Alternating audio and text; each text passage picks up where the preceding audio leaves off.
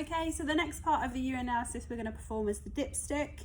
So we've got our dipsticks here, which are our pre-prepared samples. Just to remind you, you have got all of your biochemistry down the side, along with our specific time scale. It is always worth, before you start, writing down which tests you are performing, and also to make a note of the time allowance. For example, we are recommended on this particular sample to read at 60 seconds, apart from leukocytes, which are given 90 to 120. So what you want to do is take our dipstick out of our tube, pop the lid back on and pop those to one side. And then, as we said in our previous lecture, the aim for our dipstick is we want to provide enough sample without completely flooding our wells. So again, we've got our same sample here, using our pipette.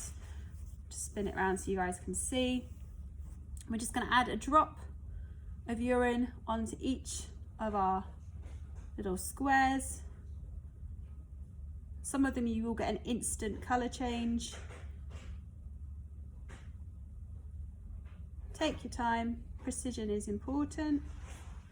And then that's it, we can pop our sample to one side, and then we want to wait for the appropriate time. So as we said before, for most of our samples it will be 60 seconds, apart from our leukocytes, which are 90 to 120 seconds.